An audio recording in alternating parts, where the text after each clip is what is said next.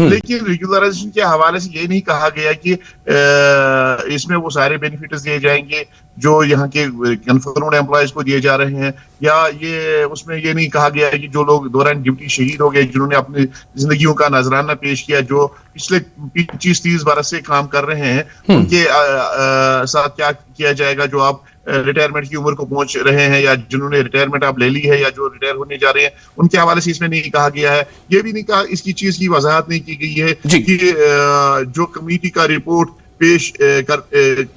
पेश कब होगा और इसमें कितने फेज होंगे। जो फर्स्ट फेज रेगुलराइजेशन का हो जाएगा, जो लोग रह जाएंगे जिनको वेट करना पड़ेगा रेगुलराइजेशन का, तो उनको कौन सा मिनिमम वेज दिया जाएगा लद्दाख की तरफ पर, या जो हमारे दिल्ली में इस वक्त 26 सितंबर 2025 को लागू किया गया था, उसके हवाले से वो मिनिमम वेज यहाँ पे लागू होगा या नहीं होगा, इन चीजों की हम वजाहत चाहते थे।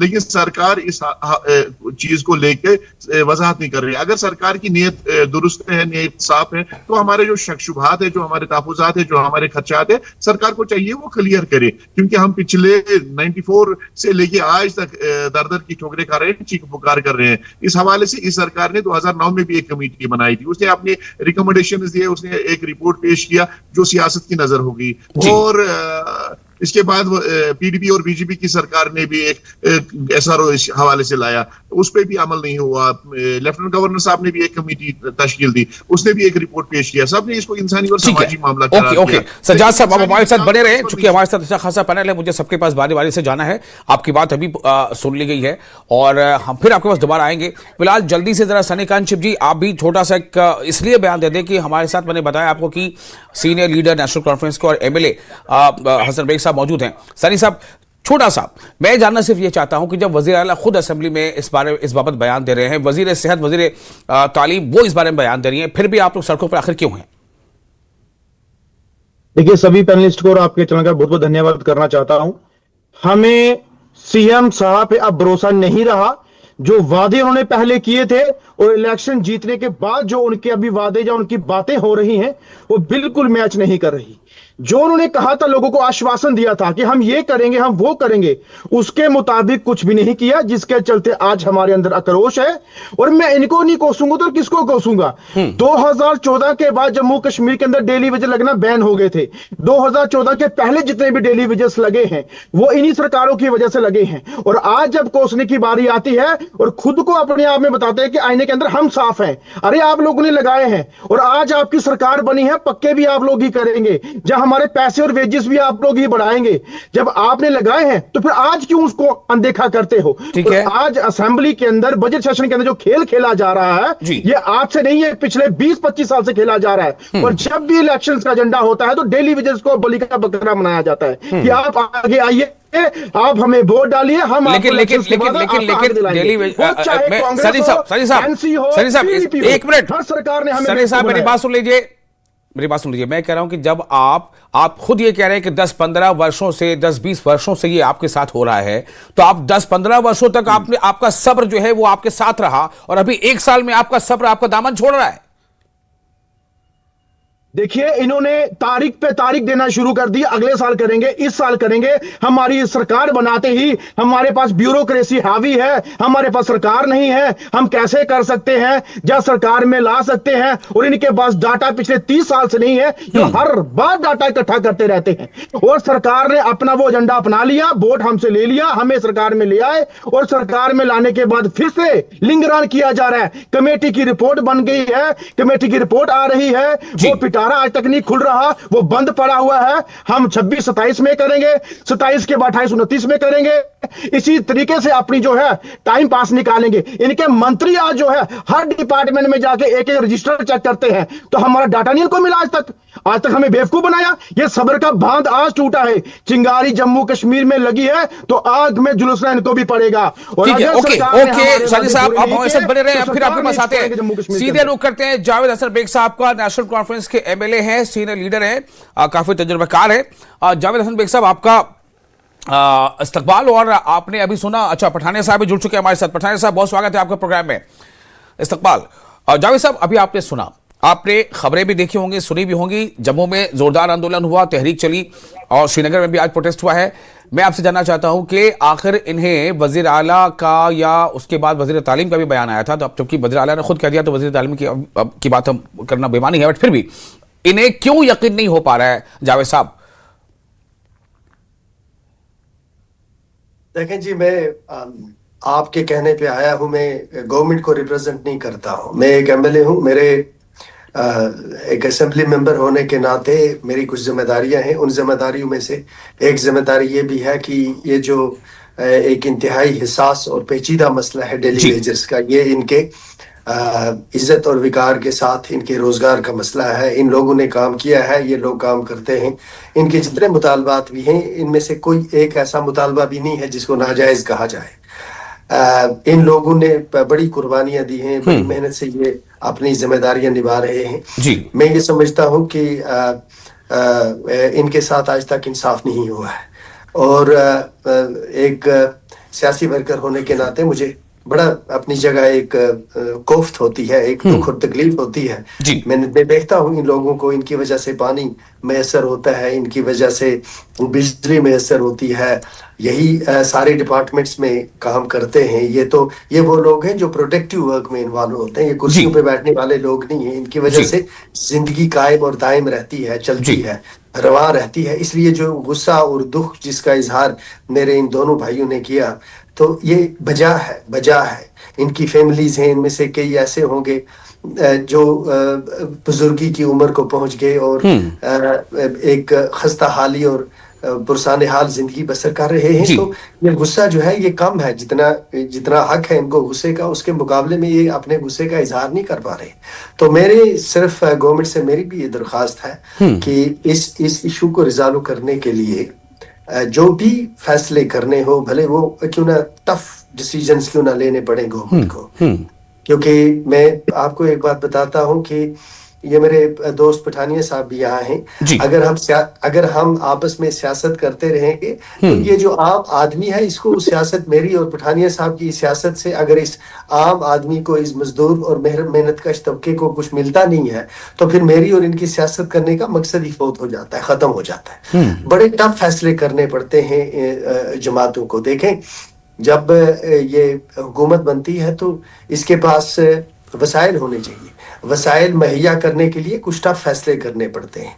कई लोगों के पास पैसा होता है, उनसे पैसा वसूल किया जाना चाहिए, और जो इनके जिम्मेदारियां उनके हवाले से गवर्नमेंट को अपनी जिम्मेदारियां निभानी चाहिए। और हम इनकी बात करते हैं, आगे भी करते रहेंगे। ये मुझे अपना दुश्मन न समझे। मैं ये कहता हूं कि मैं हाथ जोड़ के इनके सामने खड़ा हूं और मैं इनको यकीन दिलाता हूं कि एक एमएलए की हैसियत से जो भी मेरी जिम्मेदारी होगी इनके हवाले से, मैं अपने ईमान को हाजिर नाजिर रख के कहता हूं, मैं उसको पूरा करने की कोशिश करूंगा। चलिए, मैं आपने जो कुछ कहा इससे पहले छोटा सा एक रिएक्शन पहले दोनों से ले लेते हैं जो सीधे इसके स्टेक होल्डर्स हैं, सनी कान चीफ और सजाद परे। सजाद साहब, आपने सुना क्या कुछ कह रहे हैं जावेद हसन बेग साहब, नेशनल कॉन्फ्रेंस के एमएलए, सीनियर लीडर, और आपको क्या लग रहा है सुनने के बाद? क्या लग रहा है, क्या तासुर है आपका? से बाहर भी हमारी मुकालत की है, और मुझे इनका एक जुमला याद है कि जुल्म पे रियासत कायम नहीं रह सकती है। तो वो तकरीर उन्होंने बड़ी अच्छी खासी की थी मुलाजमीन के हवाले से, और मुलाजमीन के दुख दर्द को बयान किया था। लेकिन मसला यहाँ पे 61,000 खानदानों का है, 61,000 फैमिलीज का है जो पिछले कई बरस से तरस रहे हैं। अगर सरकार ने इलेक्शन मैनिफेस्टो में इस चीज को लाया और यहाँ के 4.5 लाख मुलाजमीन और 3 लाख पेंशनर्स और 61,000 आरजी मुलाजमीन, उनके फैमिलीज ने, अफराद खानदान ने, उनके रिश्तेदारों ने उस इलेक्शन मंशूर को देखकर वोट दे दिया, तो आज सरकार को क्या कौन सी परेशानी है, कौन सी मजबूरी इनको रोक रही है इस मामले को हल करने के लिए? मसला ये है कि अगर सरकार ने इलेक्शन मैनिफेस्टो बनाया, उस कमेटी और उस पैनल का जो हेड था, ठीक है, मैं समझ गया आपके सवाल को। आपने पूछा कि क्या परेशानी है कि इसका हल नहीं हो पा रहा है, हल करने में दिक्कतें क्या आ रही है। मैं इस सवाल को रखूंगा। देखिए, दूसरे देशों में हमारे साथ उनको ही बोलने दीजिए। सनी कान चीफ साहब, छोटा सा तासुर आपका भी, छोटी प्रतिक्रिया। आपने सुना अभी जावेद हसन बेग साहब को, क्या कहना है? देखिए, जावेद साहब ने जो बोला, हम उनका खैर मकदम करते हैं। अगर उनकी मंशा है इसी तरीके से हम लोगों का साथ देना है, सपोर्ट करना, तो हम चाहते हैं कि आपके सीएम साहब को भी मंशा होनी चाहिए। खाली वहां पे असेंबली के अंदर बोलने से नहीं, वो रिटर्न वर्क भी होना चाहिए। जो वादे हमसे किए गए, जो वादे उन गरीब लोगों से किए गए कि आपके साथ हम कभी भी गलत नहीं होने देंगे, वो वादे असेंबली के अंदर, बजट के अंदर पूरे होने चाहिए। वो नहीं कि हम आगे देखेंगे, हम करेंगे, हम बोलेंगे, बरबली नहीं, हमें रिटर्न में चाहिए कि हम पूरा कर सकते हैं, वो हमें दीजिए, क्योंकि उससे हमें भरोसा होगा, बोलने से नहीं होगा। बोलना काफी हो गया, अब हमें रिटर्न चाहिए, ऐसे नहीं। ठीक है, ओके, अब रिटर्न चाहिए, ये क्या है सनी कांशिप का। आरिफ पठानिया हमारे साथ मौजूद है और तौसीफ शाह भी मौजूद है पीडीपी से। आरिफ पठानिया साहब, क्या लग रहा है ये मुद्दा कहां तक जाएगा? अब तो ये बार बार कहने को तो ये लोग, ये जो स्टेक होल्डर सीधे तौर पे जुड़े हैं डेली वेजर्स के लीडर, वो कह रहे हैं कि हम जी 10-15 साल से ये हमारे मुतालबा है, लेकिन अब तो पूरा 10-15 साल का भार जो है वो तो 1 साल 1.25 साल की जो सरकार उस पर टिके जाकर के। बीजेपी का क्या स्टैंड है इस पर, कैसे हल निकलेगा? जी, पहले तो इस मुद्दे के इंसेप्शन पे आ जाए कि अलग अलग, सबसे ज्यादा तो नेशनल कॉन्फ्रेंस की सरकार ने अपने कार्यकाल में सस्ती राजनीति, सस्ती लोकप्रियता के लिए इन लोगों को डेली वेजर के नाम पे इनको भर्ती किया कि चुनाव में ये लोग जाएंगे, इनके वालिदैन, इनके भाई, इनके बहन उनसे वोट लेंगे, इनको चुनाव का फॉर्डर इस्तेमाल, उन्होंने इन लोगों को लगाया। मेजोरिटी, हाँ, पीपल्स डेमोक्रेटिक पार्टी कांग्रेस ने भी लगाया होगा, पर ज्यादा इसमें मेजोरिटी जो है नेशनल कॉन्फ्रेंस के हैं। अब दूसरा बात है कि पिछले तकरीबन 30 वर्ष से, मैं 10-20 साल की बात नहीं कर रहा, 1964 के बाद कोई भी सरकार एक रेगुलराइजेशन प्लान करके लाई नहीं अभी तक। अब इनका नंबर बड़ा ज्यादा हो गया है और आज की डेट में नेशनल कॉन्फ्रेंस का जो अपने आप में जो स्टैंड है, नेशनल कॉन्फ्रेंस सिर्फ मुंह छुपाती फिर रही है। मुझे अदब है, मुझे एहतराम है, मेरे दोस्त जावेद बेग साहब ने अपना पूरा सपोर्ट समर्थन इनके साथ जाहिर किया, लेकिन वो आपका भी समर्थन मांग रहे हैं। जी, मैं बता रहा हूं कि नेशनल कॉन्फ्रेंस सिर्फ सफेद झूठ इनके साथ बोल रही है। हमारी सरकार नहीं थी, हमारी पीडीपी के साथ एक गठबंधन की सरकार थी, लेकिन वी एंश्योर्ड कि एसआरओ 520, एसआरओ 521 आए। वी एंश्योर्ड इनकी कम से कम गिनती, हमने इनको ऑनलाइन किया, खाते में लगाया और सबको इनको ऑन किया। इससे पहले तो ऑन ही नहीं था, इनका रिकॉर्ड कुछ डिटेल में था, इनके सब खाते रिकंस्ट्रक्ट करके इनके रिकॉर्ड को बिल्कुल वैलिड किया। हमने अपने मैनिफेस्टो में कहा कि हमारी अगर सरकार आती है तो हम सबको पक्का करेंगे, लेकिन अब नेशनल कॉन्फ्रेंस के हाथ में कमान है। बड़ा झूठ उमर अब्दुल्ला साहब ने पिछले सेशन में कहा, कमेटी बैठेगी, पक्का करेंगे, कमेटी बैठी, अब कह रहे हैं फेस्ड मैनर में करेंगे। मैं फिर बता दूं, कुछ भी नहीं करेगी डेली वेजेस का नेशनल कॉन्फ्रेंस, सिर्फ झूठ बोलने के अलावा, क्योंकि झूठ पे झूठ बोलना। नहीं, आप नेशनल कॉन्फ्रेंस क्यों कह रहे हैं? आप ये कह रहे हैं कि उमर सरकार कुछ नहीं करेगी, आप ये कहिए ना। मैं एग्जैक्टली कह रहा हूँ, उमर सरकार की ही बात कर रहा हूँ, उमर एनसी कांग्रेस की सरकार है, पर दोनों की बात कर रहा हूँ, कुछ भी नहीं करेंगे। तब तो फिर इसलिए लोग कहते हैं कि बीजेपी ने भी कुछ नहीं किया, जब इस साल भर पहले से लगभग कितने सालों तक वहां पर एलजी का शासन रहा, एडमिनिस्ट्रेशन रहा, तो तब भी उनको भी थी, तब भी ये प्रोटेस्ट करते थे। देखो, इट इज ए वैलिड, इनका वैलिड आर्गुमेंट है, लेकिन मेरी बात सुन लें। 14 से लेके 18 तक कोई भी भारतीय जनता पार्टी की सरकार नहीं, भारतीय जनता पार्टी की गठबंधन की सरकार थी, और हमने इनको, मैंने कह रहा हूं कि ऑनलाइन किया और उसके बाद एसआरओ 520 और 521 लाए।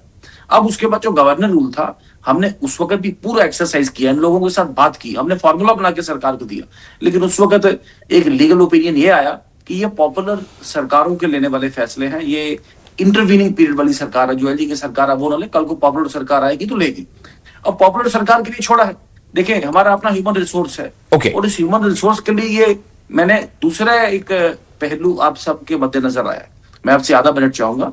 सरकार ने से पूछा गया जब सवाल में कि आपने नौकरियां कितनी दी हैं, 7,000 के पास नौकरी ली और 42 करोड़ रुपया इन्होंने एप्लीकेशन फीस कैंडिडेट से दी है ओवरऑल। कल को सब इंस्पेक्टर की दी, गवर्नर साहब ने ओके, पठानिया साहब विषयांतर हो रहा है, थोड़ा विषयांतर हो रहा है, हमें थोड़ा वक्त कम है और पैनलिस्ट ज्यादा है हमारे साथ जी। 24,000 नौकरियां इन्होंने सर्विस प्रोवाइडर्स को दे दी हैं, जी, लेकिन दिस इज फ्रॉड। ठीक है, okay, coming to you later. Tauseef Shah साहब, सीनियर लीडर पीडीपी। तौसीफ साहब, शुक्रिया आपका, बहुत सब्र के साथ आप बैठे रहे, सुनते रहे हमारे बाकी पैनलिस्ट को। तौसीफ साहब, क्या होने जा रहा है? ये कब से ये इनकी मांग है? लगभग तमाम पार्टियां, जो लोग कहते हैं कि भाई जब पीडीपी भी सरकार में थी तब से भी इनकी डिमांड है, एलजी एडमिनिस्ट्रेशन जब था तब भी डिमांड थी, अब उमर अब्दुल्ला सरकार है तब भी ये डिमांड है। ये डिमांड हल कब होगा? देखिए विशाल साहब, मैं 2-3 चीजें आपके सामने ना बड़ा क्लियरली रखना चाहता हूँ, जो सर्टिफिकेट्स हैं। जैसे हम कहेंगे कि जब 2015 में हमारी सरकार आई थी बीजेपी के साथ, तो उसमें हमने एक रेगुलराइजेशन एक्ट अपने इलेक्शन मैनिफेस्टो में रखा था, जो हमने बिल्कुल करके दिखाया, जिसमें हमने, जैसे अभी पठानिया साहब भी 522 एसआरओ की बात कर रहे थे, जिसमें इन्होंने भी उस पर इनकार किया कि वो एसआरओ हुआ, मगर इनको ये भी जानना चाहिए कि उसमें अप्रोक्सीमेटली 60,000 लोगों को सिलेक्ट किया गया कि अप्रोक्सीमेटली अभी 60,000 लोग डेलीवेज हैं। तो जो उसके बाद जिसमें हमने अपना प्रोसेस स्टार्ट किया, जिसमें बहुत पीडीपी की बहुत जोर जबरदस्ती के बाद एक प्रोसेस शुरू हुआ जिसमें 577 यानी 577 लोग नौकरी में रेगुलराइज हुए, जिसके बाद गवर्नमेंट गिर गई और बीजेपी ने उसको ठंडे बस्ते में डाल दिया। तो मैं ये आपसे कहूंगा कि हमारी इतनी ही डिमांड है, हम इन लोगों के साथ हैं। हम जो भी हमारी, देखिए ये मानना पड़ेगा हमको कि जो लोग ये हमारा सिस्टम बनाने में जो काम करते हैं, जिन्होंने गवर्नमेंट का जो सिस्टम बना है वो सारा सिस्टम बना रहे हैं, वो उनको आप हमेशा के लिए इसी सिस्टम के अंदर टेम्पररी नहीं रख सकते जो बनाने वाले हैं सिस्टम के। तो दूसरा आपको यह भी मानना पड़ेगा कि यह भी आपको बात करनी पड़ेगी, अगर आपके पास स्पेसिफिक अभी टाइम फ्रेम कोई नहीं है इनको रेगुलराइज करने का, तो कम से कम जो मिनिमम वेजेस हैं, अगर आज आप बाहर से मजदूर ले आते हैं वो भी 600-700 रुपए सब दिन का ले लेता है, तो मिनिमम वो वेजेस आप इन पर इंप्लीमेंट कीजिए, वो लॉ को इंप्लीमेंट कीजिए जिसमें इनके घर में मिनिमम 18 से 20,000 रुपए महीने के जाएंगे, प्लस जो इनका सोशल सिक्योरिटी है या गवर्नमेंट बेनिफिट्स हैं, हाँ, वो हमेशा तक वो इनके लिए पहुंच जाने चाहिए। हम देख रहे हैं कि बहुत सारे लोग डेलीवेज ही लगे, डेलीवेजर ही रिटायर हो रहे हैं, तो बिल्कुल उनका इस पॉलिसी में कोई बात नहीं है कि क्या अगर रेगुलराइजेशन होगी तो क्या वो भी आएंगे पेंशन स्कीम में, क्या उन्हें पेंशन मिलेगी या नहीं मिलेगी। ठीक है तौसीफ साहब, आज असल में हमारे पास पैनलिस्ट ज्यादा है, मैं माजरत के साथ मैं चाहूंगा कि फिर से एक बार जवाब जावेद साहब से ले लिया जाए। जावेद साहब, आपने इनके दर्द को महसूस तो किया, लेकिन जावेद साहब इलाज और दवा भी आप ही के हाथ में है, कब दे रहे हैं दवा? देखें, मैं आपके कहने पे इस प्रोग्राम में आया था और चूंकि इसमें हमारे डेली वेजर जो हमारे रिप्रेजेंटेटिव्स हैं वो यहाँ हैं, इसलिए मैं इसको पॉलिटिक्स में ड्रैग नहीं करना चाहता। I don't want to drag this issue. ये एक इंसानी मसला है। पठानिया साहब ने बड़ा डिसअपॉइंट किया मुझे ये कह के कि ये नेशनल कॉन्फ्रेंस में भर्ती किए हुए लोग हैं कांग्रेस के। जब ये एलजी साहब के दौर में इनको परमानेंट करने लगे थे, उस वक्त भी बीजेपी ने यही फीडबैक दिया एलजी साहब को कि ये सारे के सारे बीजेपी ये नेशनल कॉन्फ्रेंस के लोग हैं या दूसरी जमातों के लोग हैं, और ये नहीं होने दिया। अदरवाइज जस्टिस के लिए इंतजार नहीं किया जाता कि गवर्नमेंट आएगी फिर जस्टिस डिलीवर करेंगे। एलजी साहब अगर मिलिटेंसी रिलेटेड इश्यूज में इंटरवीन करके उनको एम्प्लॉयमेंट दे सकते थे, उनकी एक कलम से ये सारा हो जाता, लेकिन इन लोगों ने नहीं होने दिया। मैं पॉलिटिक्स नहीं चाहता, आई डोंट वांट टू, मतलब इनकी हल क्या है जावेद साहब, हल क्या है? मैं तो आपसे चाह रहा हूं कि आप जैसे मैंने बताया ना कि इसमें तो कोई दो राय नहीं है कि नेशनल कॉन्फ्रेंस सरकार है, और आप चूंकि वैसे थे सीनियर लीडर, आपसे भी राय मशवरा होता होगा। मैं आपको ये बताता हूँ कि मैं आपको बताता हूँ कि एक बहुत ही सीरियस एक्सरसाइज हो रही है, ये कोई जोक नहीं है। ये जो हमारे मोहतरम दोस्त पीडीपी के हैं तौसीफ साहब, हाँ। आप कह रहे थे कि हमने 3-4 साल में पीडीपी में था, आप पता नहीं उस वक्त, मुझे याद नहीं है आप मेरे साथ थे या नहीं थे, लेकिन 4 साल की कोशिश के बाद 520 आदमी लगाए, और फिर आप ये समझते हैं कि 6 साल में आप 61,000 को लगा देते। ये एक बहुत बड़ा इशू है और इसके फाइनेंशियल इम्प्लीकेशंस हैं। देखिए, अभी तक सिर्फ आपने एक बात कही कि बहुत सीरियस एक्सरसाइज चल रही है, कुछ और बताइए प्लीज। मैं चाह रहा हूं कुछ इस डिबेट से निकले आज। हाँ, इसमें से निकलना है। और आगे ये है कि जो रिपोर्ट आई है, जो इसे 2 मिनट के पास रिपोर्ट है, उस पे बात ये हो रही है कि ये तो कल ऐलान हो सकता है, चीफ मिनिस्टर चाहे तो कल ऐलान कर दे, लेकिन देखना ये है कि इसके जो फाइनेंशियल इम्प्लीकेशन है वो कहाँ से पूरी होगी। तो वो एक एक्सरसाइज हो रही है। और लेकिन उमर अब्दुल्ला सरकार ने तो कहा बजट के दौरान, खुद उमर अब्दुल्ला ने कहा कि हमें मरकज से अच्छी खासी मदद मिल रही है, माली मदद मिल रही है। उमर अब्दुल्ला का कहना है ये। नहीं, बजट आप छोड़े। बजट में जो बजट के जो प्रोविजंस हैं वो पठानिया साहब ये आपको बताएंगे, वो इस तरह नहीं होता है।